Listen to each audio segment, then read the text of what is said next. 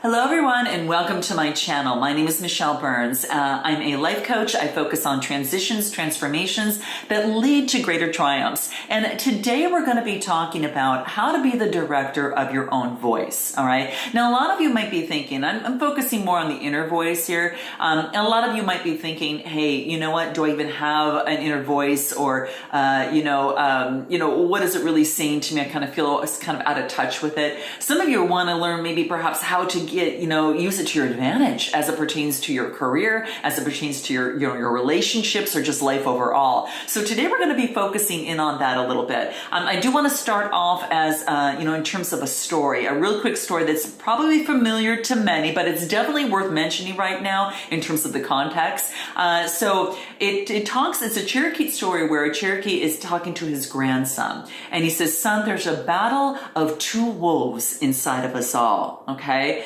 One is evil, and that's the anger, and that's the jealousy, that is the greed, the resentment, that is the lies and the ego, right?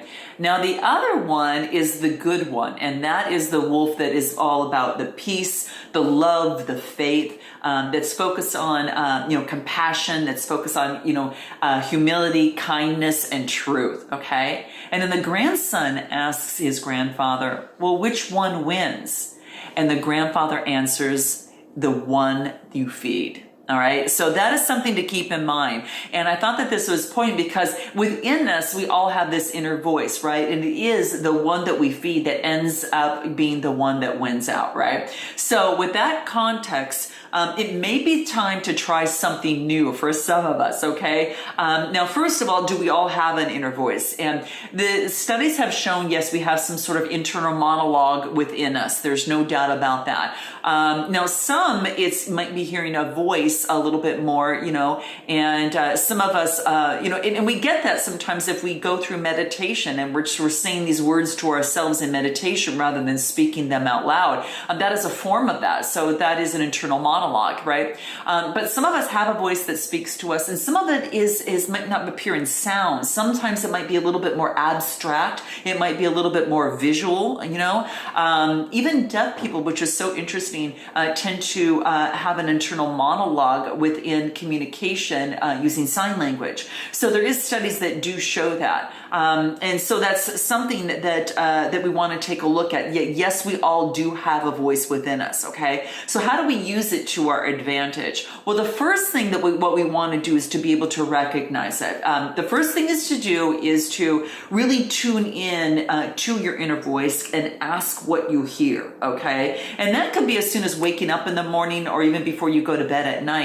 You're really kind of tapping into that, and sometimes, it's that wolf can be very kind and fair to us. And sometimes that wolf can be a little bit more angry and irritable, right? And it might even be a learned pattern or behavior that we had taken on, maybe perhaps since childhood, from our peers or authority figures. It could be as it pertains to, something that's affirming that, something within us, or it can be something that's critical of you. And that's the type of voice that you might be hearing. So what you want to do first is to really tune in and ask yourself, what do you hear? And then at that point, what you want to do is to identify the source. Okay, so identifying the source is going to be the next step that's very important. Is that coming from the good wolf inside you, or is it coming from the bad wolf inside you, right? And that brings forth personal, awareness, self-awareness, and brings forth even further personal development. So that's going to be the really important thing to do. The next thing that you want to remember is that you are still in charge, okay? You are still the director of your epic film, that journey of life that you're on.